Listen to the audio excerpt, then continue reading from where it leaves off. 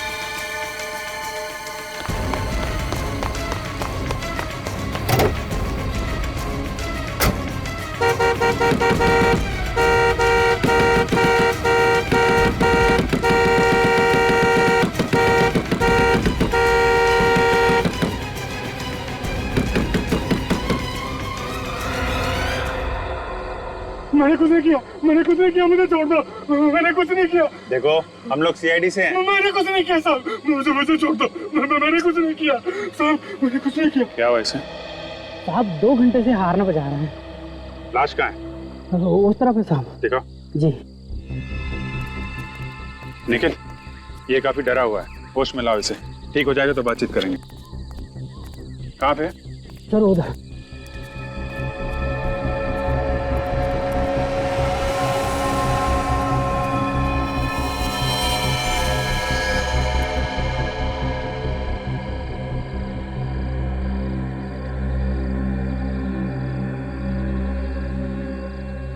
Sir, इसके शरीर पे कोई घाव नजर नहीं आ रहा। शायद कोई अंदरूनी चोट होगी। ये गला चेक करो, गला घोटने का निशान है। सर, इससे गले पे तो कोई निशान नहीं है, लेकिन इसका शरीर पीला पड़ गया। इसे लग रहा है जैसे बॉडी से सारा खून निकल गया।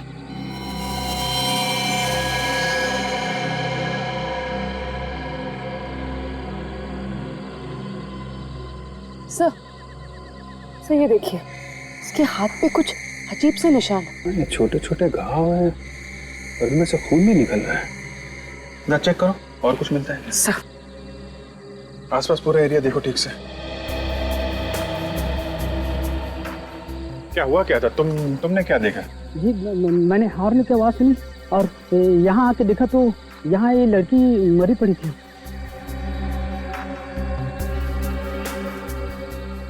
लड़की की चीख नहीं सुनी तुमने? नहीं साहब। हॉर्न की आवाज सुनी और लड़की की चीख नहीं सुनी। लड़की कहीं और मरी है क्या?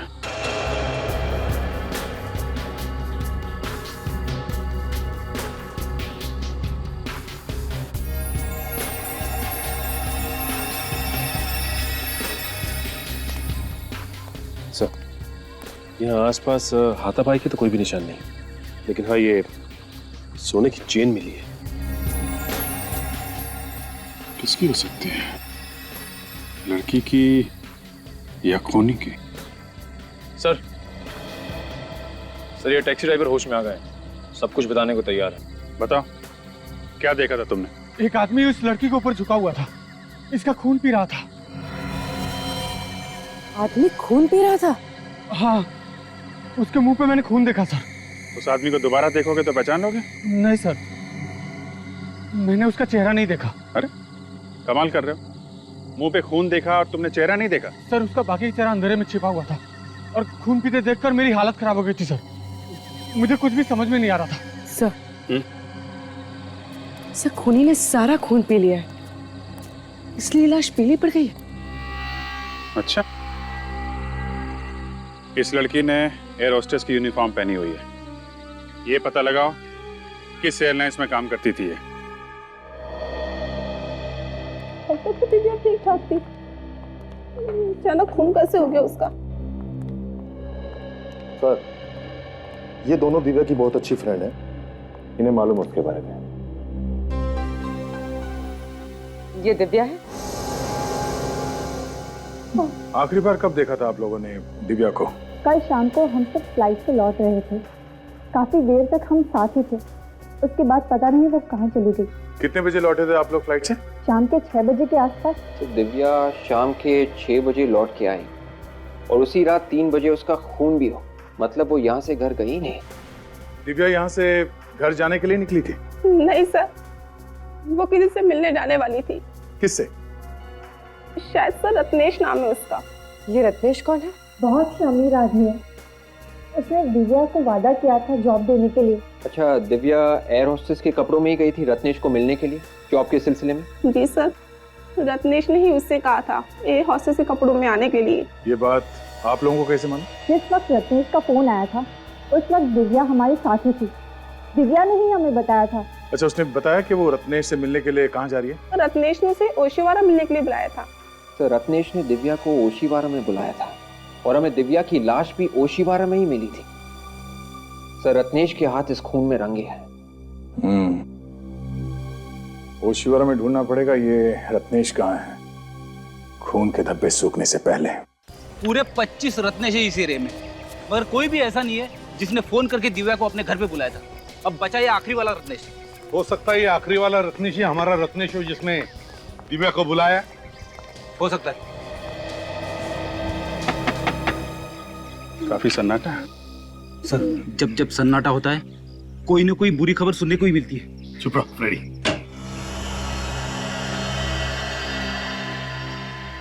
बोलिए साहब, किससे मिलना है? आप रत्नेश हैं? जी, मैं रत्नेश नहीं हूँ। तो फिर रत्नेश कहाँ है? लेकिन आप लोग कौन हैं? CID। CID? आप कौन है? जी, मैं शेखर हूँ, रत्नेश जी का केयर टेकर। तो फिर बुलाओ रत्नेश को। रत्नेश तो घर में नहीं है साहब। आप जरा ये चेन देखिए, इसे पहचानते हैं आप? ये चेन तो रत्नेश जी की है। रत्नेश की चेन है ना?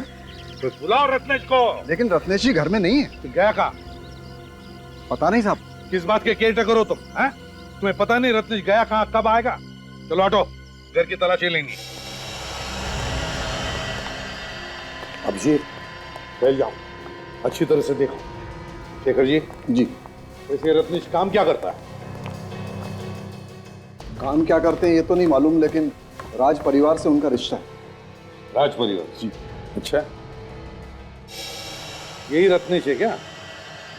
जी।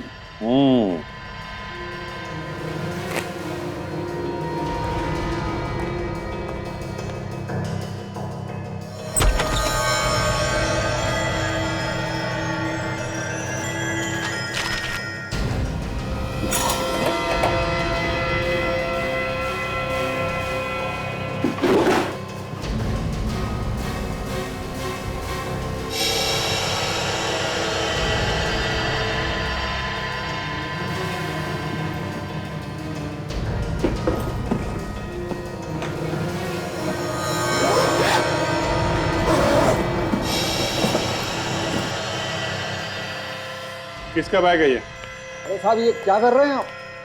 मैंने पूछा बैग किसका है? रत्नेश का है? जी, शायद। देखो, चुप रहने से काम नहीं चलेगा, नहीं तो फंस जाओगे। किसका बैग है? जी, मेरा है। अच्छा,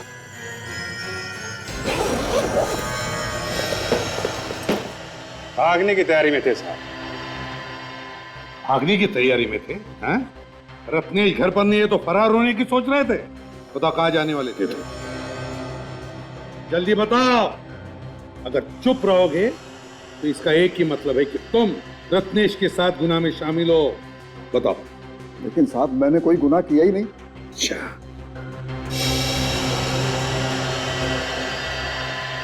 गुनाह किया ही हैं? तो फिर ये क्या है? 50,000 रुपए, पासबुक, चेकबुक। अरे ये तो रत्नेश की पासबुक है। तो चेकबुक ये भी रत्नेश का है। क्यों? रत्नेश की बैंक का पासबुक, रत्नेश की बैंक का चेकबुक, रत्नेश के 50,000 रुपए हैं? रत्नेश का सारा माल लेकर कहां भागने की तैयारी में थे?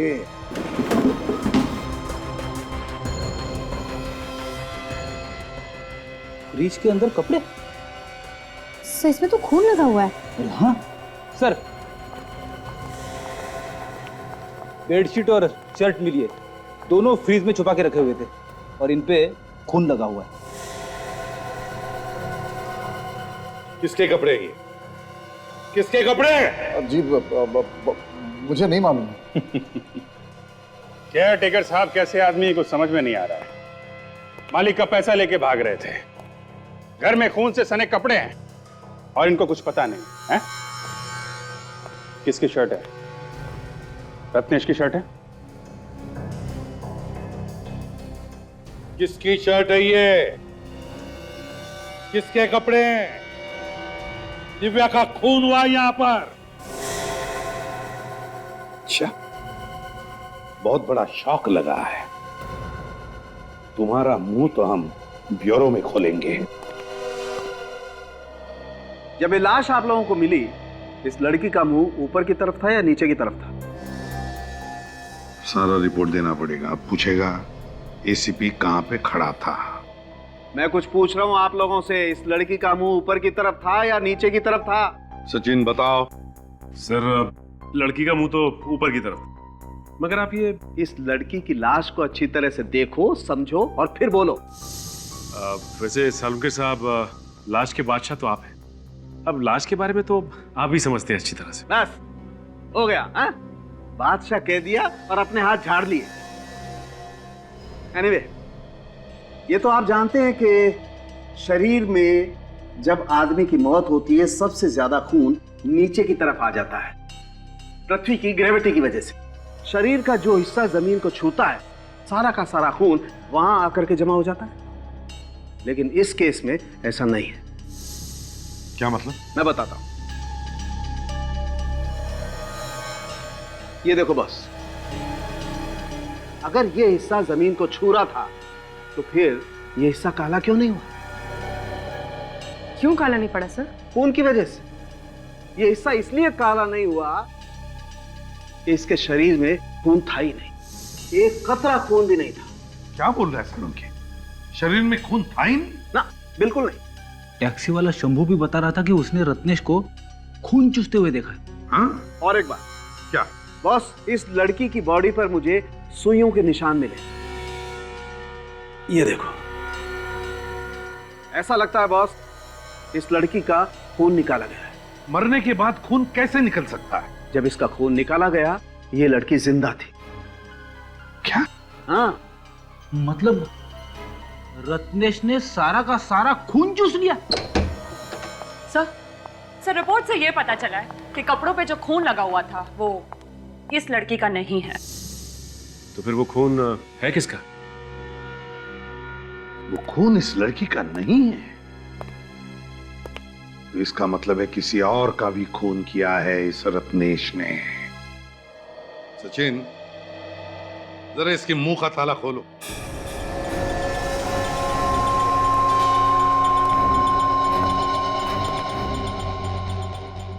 बताता है या नहीं? हाँ? क्यों? बताओगे ना? बताओ।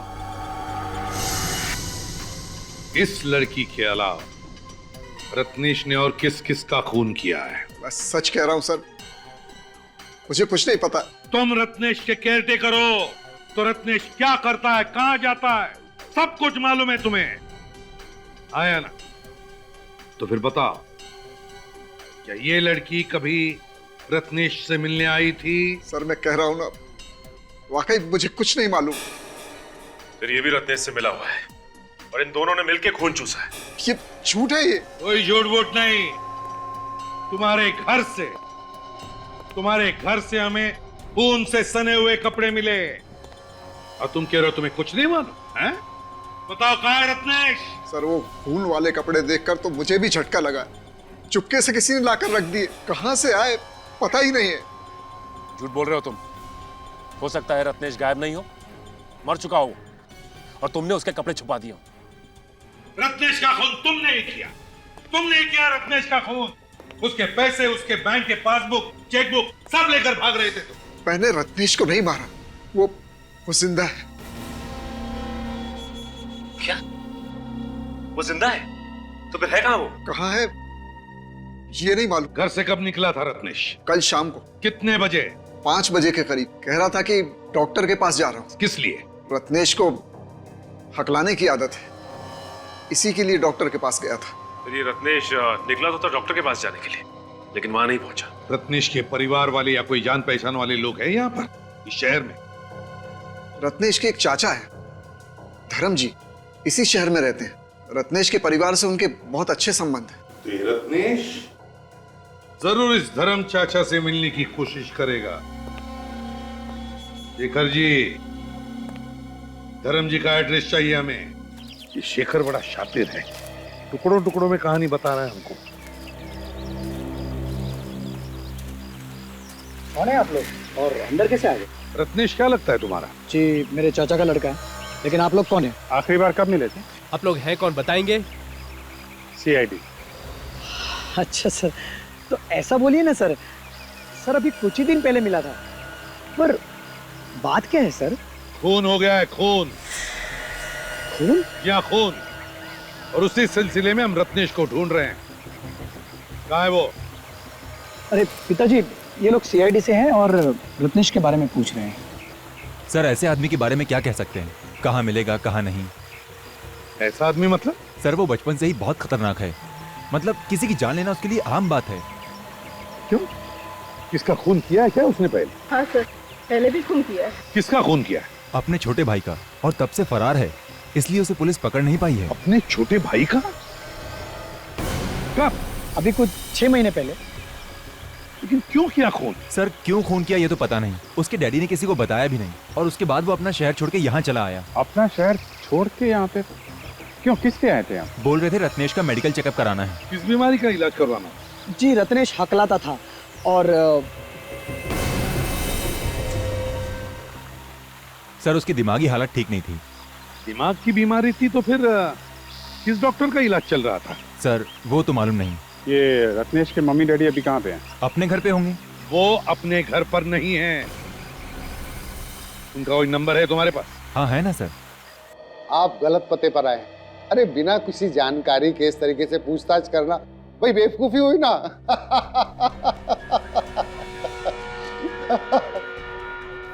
अब की बार हंसने से पहले 10 बार सोच लेना, समझा? लेकिन सर मैं किसी रत्नेश को नहीं जानता। ये नंबर तुम्हारा है जो सर्कल किया गया? हाँ सर ये नंबर मेरे ही है, लेकिन आपके पास कैसे है? आ गया। जिन जिन के नंबर्स है ये, उन लोगों ने रत्नेश को फोन किया था या रत्नेश ने उनको? दिन में 10-10 बार फोन किया जाता था इस नंबर से रत्नेश को, और तुम कहते हो कि तुम रत्नेश को नहीं जानते? हाँ? इस रत्नेश ने खून किया है, समझे? अब जो कुछ भी मालूम है रत्नेश के बारे में जल्दी बताओ। रत्नेश ने फिर से खून कर दिया? फिर से का क्या मतलब? पहले भी खून किया था इसने? सर उसको मेंटल प्रॉब्लम है, उसका दिमाग खराब है सर। बस वो यहाँ पे आया था ना तुम्हारे पास चेकअप करवाने के लिए? नहीं सर, मेरे पास नहीं आया था सर, मैं सच कह रहा हूँ। इसका मतलब उसने शेखर से झूठ बोला? डॉक्टर साहब आपने कहा कि उसे दिमाग की बीमारी है। जी क्या एग्जैक्टली क्या बीमारी है उसे? सर उसे खून देख के ही उसका मानसिक संतुलन बिगड़ जाता है, वायलेंट हो जाता है, कंट्रोल के बाहर हो जाता है। इसी के चलते उसने अपने भाई को मार दिया 6 महीने पहले। भाई को मार दिया? कैसे? रत्नेश और उसका भाई शिप पर गए थे और फिर किसी ने कमरे में झांक कर देखा तो उसका भाई मरा पड़ा था। और रत्नेश कहाँ था उस वक्त? भाई की लाश के पास, और उसके मुंह पर खून लगा हुआ था। लाश को देख के ऐसा लग रहा था जैसे उसमें सुइयां चुभ हुई हो और रत्नेश ने उसका खून चूसा हो। सर अजीब पागलपन है, एक आदमी दूसरे आदमी का खून पी रहा है। तो इस पागलपन को रोकना पड़ेगा।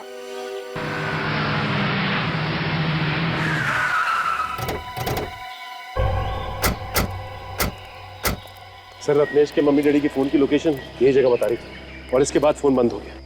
मतलब इन्हें आसपास ही होना चाहिए। अब अगर इतने सुनसान इलाके में वो लोग कर क्या रहे होंगे यहाँ पे?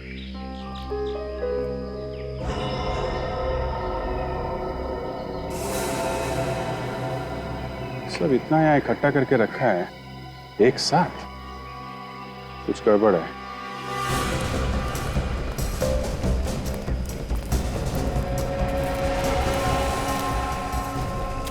तो कार छुपा के रखी हुई है।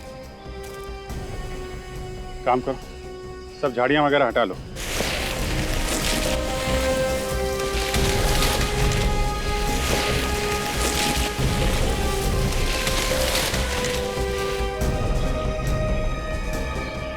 My God.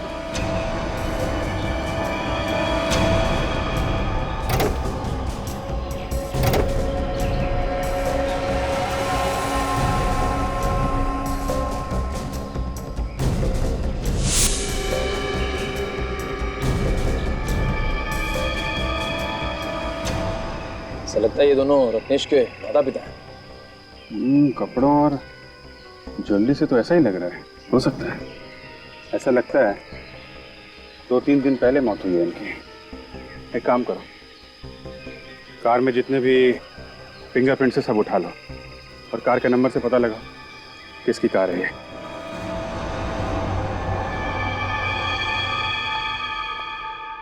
बॉस, इन दोनों के शरीर में भी वैसे ही सुइयां चुभाई गई हैं जैसे कि दिव्या के शरीर में चुभाई गई।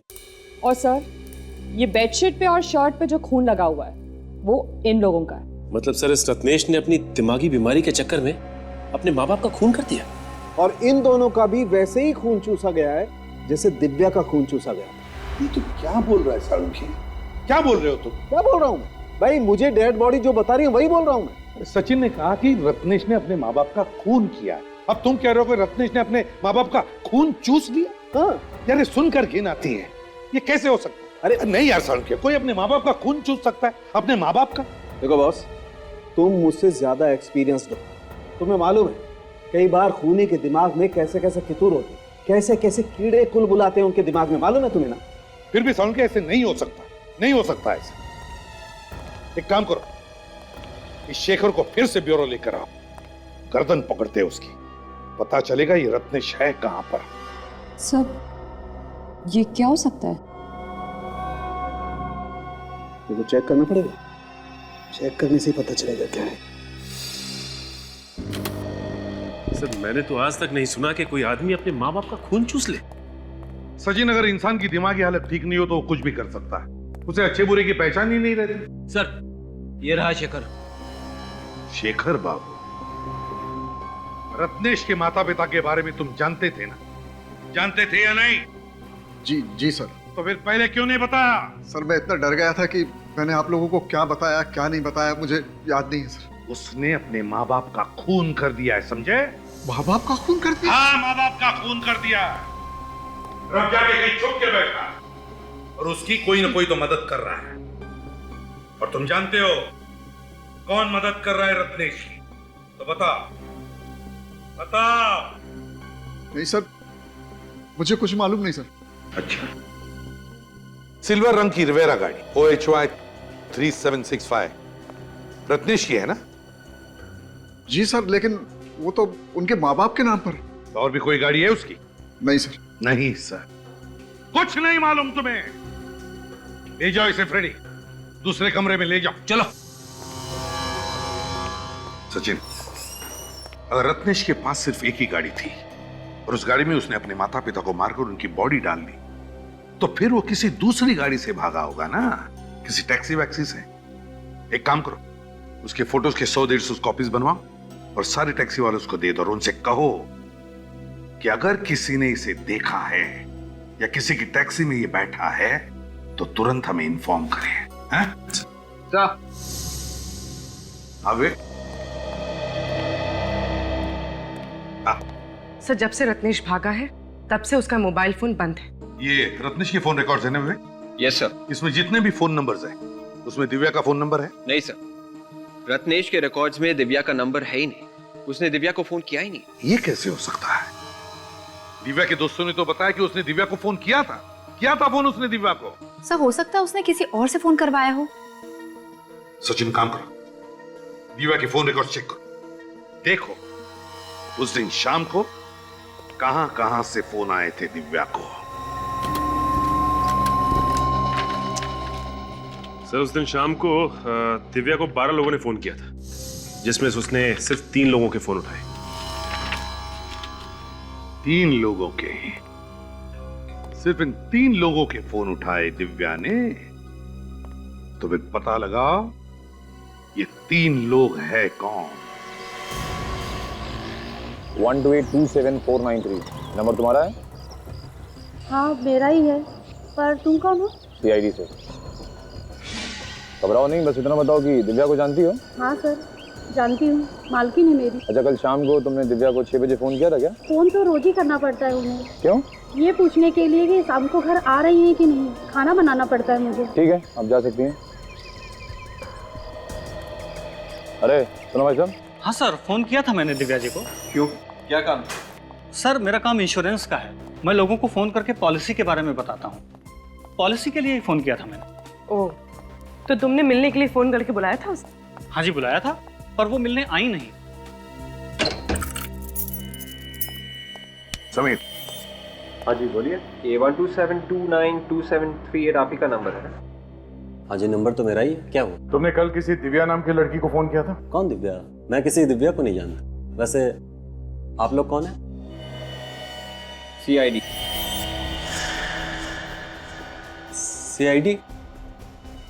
क्या हुआ सर? अरे तुम तो अभी से घबराने लगे। अभी तो बहुत सारे सवालों का जवाब देना है तुम्हें। चलो। सर जब मैंने कॉल किया ही नहीं है तो मैं कैसे कह दूं कि मैंने कॉल किया है? तुम्हारे मोबाइल फोन से कोई और कॉल कर सकता है? सर ये कैसे हो सकता है सर? नहीं हो सकता ना। ये सेल नंबर तुम्हारा है? जी। ये दिव्या के फोन की कॉल लिस्ट है। इसका मतलब है दिव्या को कॉल तुमने किया था। सर ये कैसे हो गया सर? मैंने तो कॉल किया ही नहीं। देखो समीर, जब तक तुम सच नहीं बोलोगे CID से तुम्हारा पीछा नहीं छूटेगा, समझे? सर मैं सच ही बोल रहा हूँ। सर आजकल फोन हैकिंग इतनी बढ़ गई है, मैंने तो यहाँ तक सुना है कि कोई भी किसी के फोन के अंदर घुस सकता है, कॉल कर सकता है, मैसेज कर सकता है। सुना तो हमने भी, और इसके बारे में हम लोग बाद में देखेंगे। पहले ये बताओ कि तुमने अपना मोबाइल फोन किसी और को दिया था? नहीं सर। सोच के बताओ, याद करो, खून का मामला है ये। खून?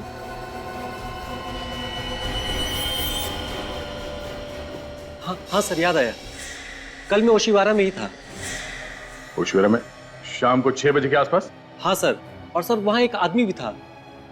सर उसकी मोबाइल की बैटरी चली गई थी और उसने मेरा मोबाइल मंगा था सर कॉल करने के लिए। अभी सोचिए ये कहानी ना। सर मैं सच बोल रहा हूँ सर। कौन था वो आदमी? उस आदमी को नहीं जानते? नहीं। और बिना जान पहचान के तुमने अपना मोबाइल फोन उसे दे दिया? हा? सर मुझे लगा कि उस बेचारे को कोई जरूरी कॉल करना होगा। क्या वो आदमी यही था? कुछ कह नहीं सकता सर, शाम का वक्त था और अंधेरा हो चुका था, मैं ठीक से देख नहीं पाया। कुछ तो याद होगा उसके बारे में।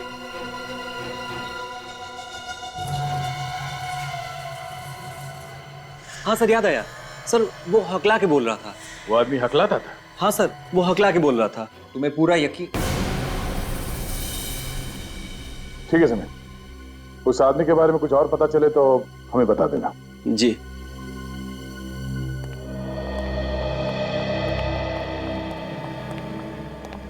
सर हमें उसे ऐसे ही इस समीर के ऊपर नजर रखना, तुम्हारे सारे सवालों के जवाब मिल जाएंगे। हाँ, और जैसे वो टैक्सी वाला बता दे कि वो रत्नेश को उसने कहां पर छोड़ा है, मुझे तुरंत इन्फॉर्म कर देना। ओके?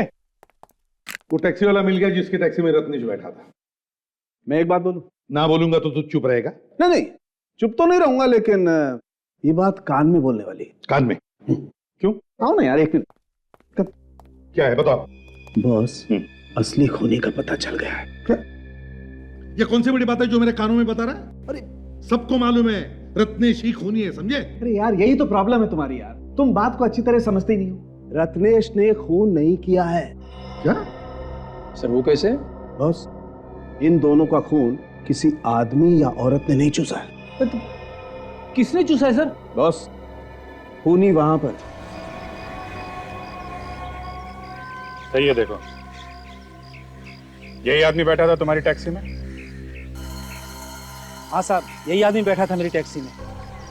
यही था ना? हाँ सब पक्का याद है। इतने भारी भारी बैग ले रखे थे, डिग्गी में रखते वक्त मेरी कमर दुखने लगी थी।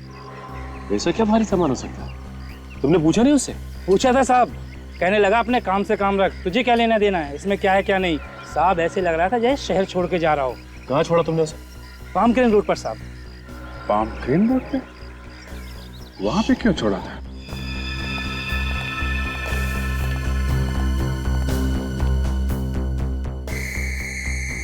ये देखो, लीचेस से किए गए ये खून? बिल्कुल, इन लीचेस से खून हुआ है बॉस। यार सारुंखे, एक जोंक इतना सारा खून कैसे चूस सकती है जिससे कोई मर जाए?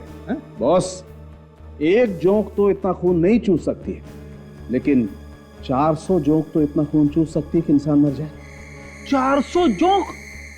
यार सारुंखे, जोंक लगने पर वो अपने आप को बचाने की कोशिश तो करेगा ना?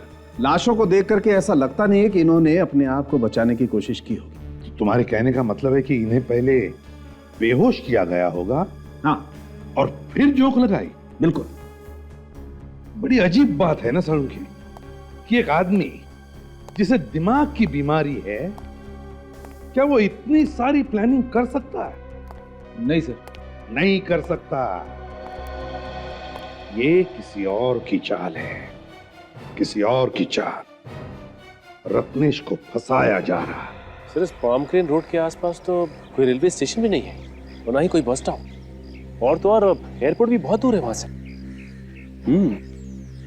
अच्छा, तुम्हारी टैक्सी में बैठते वक्त या उतरते वक्त कुछ बात कर रहा था क्या? कहीं जाने का बात कर रहा था? साहब कुछ कहा भी होगा तो याद नहीं, 5 दिन हो गए इस बात को। एक मिनट, क्या कहा तुमने? साहब मैंने क्या कहा? नहीं, कितने दिन पुरानी बात है? 5 दिन पुरानी, दोपहर का वक्त था जब मैंने उसे वहां छोड़ा था। ये कैसे हो सकता है? 5 दिन पहले? शेखर ने हमसे कहा था कि रत्नेश 3 दिन पहले घर छोड़ के गया था, वो भी शाम को। मतलब जिस रात दिव्या का खून हुआ उस दिन रत्नेश शाम को नहीं बल्कि दोपहर को निकला था। हाँ, जिस रात खून हुआ रत्नेश कहीं और था, तो फिर रत्नेश खून कैसे कर सकता है? सिर्फ शेखर झूठ बोल रहा है। बिल्कुल झूठ बोल रहा है, कुछ छुपा रहा है हम लोगों से। जरा पता करो ये शेखर इस वक्त है कहां पे।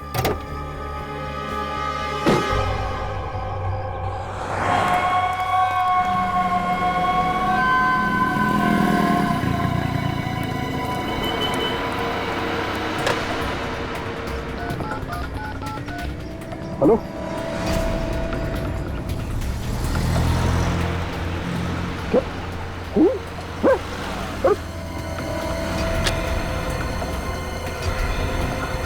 ओ भाई साहब, पैसा तो दो।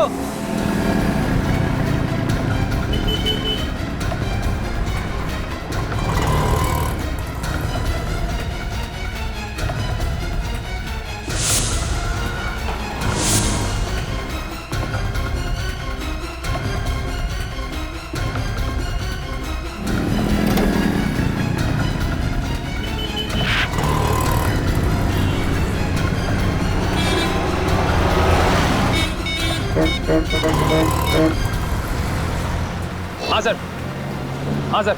सर शेखर भी बाहर निकल के टैक्सी लेके कहीं निकला है सर। सर कहाँ निकला ये तो पता नहीं चल पाया सर। सर पर घबराया बहुत हुआ है सर वो। हाँ सर, हाँ सर। सर मैं टैक्सी ले रहा हूँ सर। टैक्सी।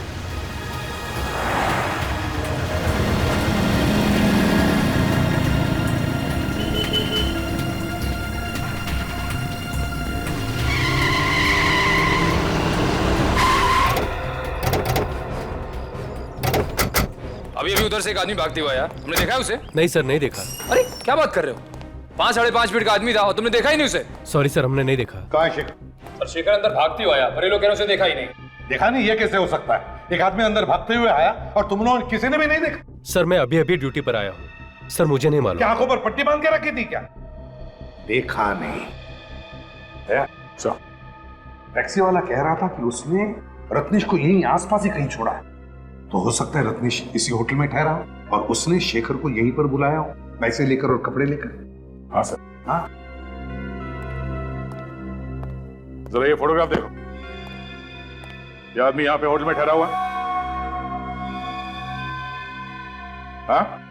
हाँ सर, ये आदमी है यहाँ पे। किस कमरे में? कमरा नंबर 104 में है सर। चलो दिखाओ। चलिए सर।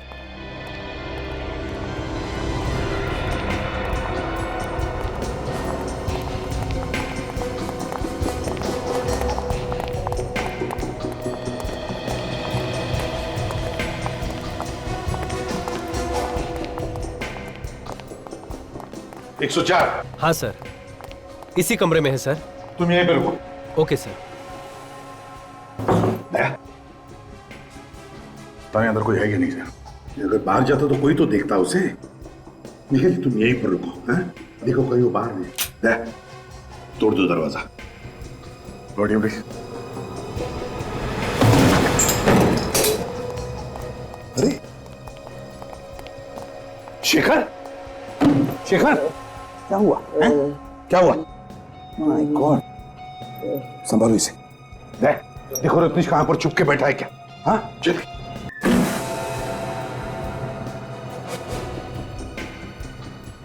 बोलो बोलो, रत्नेश का है?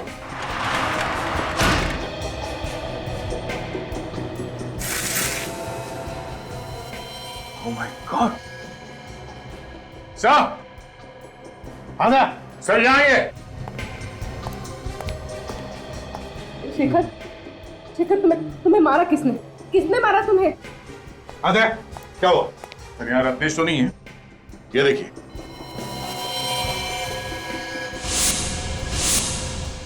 माय गॉड, इतने सारे जोक लीचेस, अरे आए कहां से?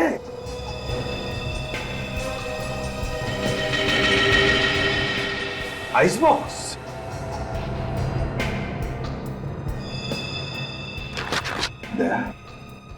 समझ गया खूनी कौन है। कौन है सर? चेहरा देखा था उसका? नहीं नहीं, उसने मास्क पहना हुआ था, उसकी जान खतरे में है। निखिल, शेखर सच बोल रहा है, खूनी कोई और ही है। इसे हॉस्पिटल ले जाओ जल्दी। अगर खूनी रत्नेश को मारने के लिए यहाँ से ले गया तो रत्नेश ने हल्ला क्यों नहीं मचाया? वो चुपचाप चला क्यों गया? यार रत्नेश कहीं नहीं गया है, वो छुप कर बैठा है इसी होटल में। ढूंढते हैं उसे। यहाँ पे ऐसे कोई जगह है यहाँ पर कोई जाता नहीं? हाँ सर, वहाँ पे एक बेसमेंट है, वहाँ पर कोई आता जाता नहीं है सर। चलो जल्दी आइए सर।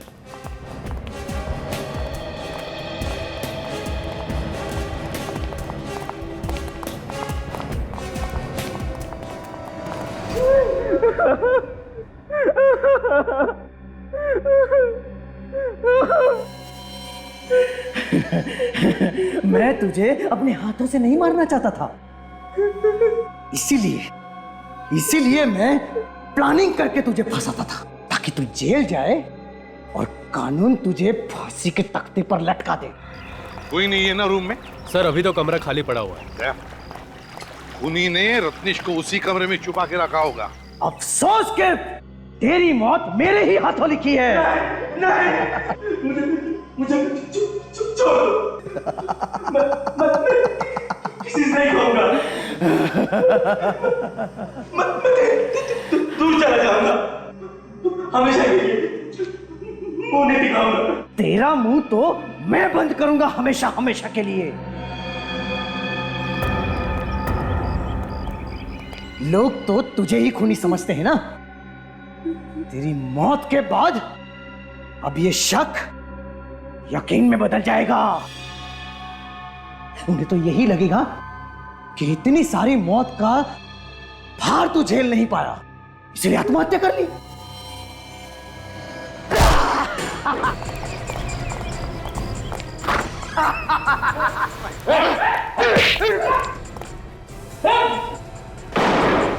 छोड़ो मुझे, मैं इस कमीने को जिंदा नहीं छोड़ूंगा। छोड़ो मुझे, जल्दी।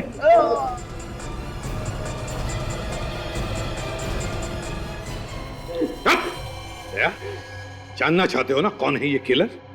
मास्क उतारो और देखो।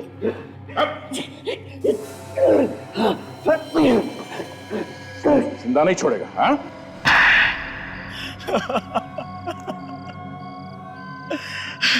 क्यों मारा तुमने इतने लोगों को? क्या बिगाड़ा था उन्होंने तुम्हारा? सर, किसी ने मेरा कुछ नहीं बिगाड़ा था, बस रत्नेश को फंसाने के लिए मैंने ये सारे खून किए। रत्नेश को क्यों फंसाना चाहते थे तुम? क्योंकि सर, रत्नेश मेरा सौतेला भाई है। मेरी माँ के मर जाने के बाद मेरे पापा ने दूसरी शादी कर ली। फिर रत्नेश और मेरे बीच में बचपन से ही झगड़े होते थे, मारामारी भी होती थी सर। इसके चलते पापा ने मुझे अपने आप से अलग कर दिया और मेरे चाचा के पास मुझे भेज दिया। चाचा को कोई औलाद नहीं थी, इसलिए चाचा ने मुझे गोद ले लिया। इसी की वजह से मुझे अपने पापा का प्यार कभी नहीं मिला। इसीलिए मैंने उसी दिन ठान लिया कि इसका बदला मैं जरूर लूंगा। इससे भी चैन से नहीं रहने दूंगा। और इसीलिए तुम रत्नेश बनकर लोगों को मारने लगे? उसकी दिमाग की हालत ठीक नहीं थी, इसलिए मैंने सोचा कि उसे आसानी से फंसाया जा सकता है। इसीलिए मैंने रत्नेश के भाई का पहले खून किया और इल्जाम रत्नेश पर लगा दिया। बेचारे मम्मी डैडी, उनको लगा कि ये खून रत्नेश ने किया है क्योंकि उसकी दिमागी हालत ठीक नहीं है, और फिर तुमने मम्मी डैडी का भी खून कर दिया, ये सोचकर कि लोगों को लगेगा कि उनका खून भी रत्नेश ने किया है, और फिर रत्नेश अकेला पड़ जाए और तुम उसे मार दो। सर, इसे मारना होता तो मैं कब का मार देता, लेकिन हर बार शेखर ने इसे बचा लिया। और वो लड़की दिव्या, उसे क्यों मारा तुमने? दिव्या को मैंने इसलिए मारा ताकि लोगों का शक पक्का हो जाए कि सारे खून रत्नेश ने ही किए। वाह, प्लानिंग तो तुमने बहुत अच्छी की थी। तुम्हारा एक एक पत्ता सही जगह पे जाकर बैठ रहा था, लेकिन तुम्हारा वो आइस बॉक्स जिसमें तुमने जोंक लाई थी, वो लीचेस, उसने फंसा दिया। रत्नेश को फांसी पर लटका के मारने की कोशिश कर रहे थे ना तुम? लेकिन अब तुम लटकोगे फांसी पर, तुम।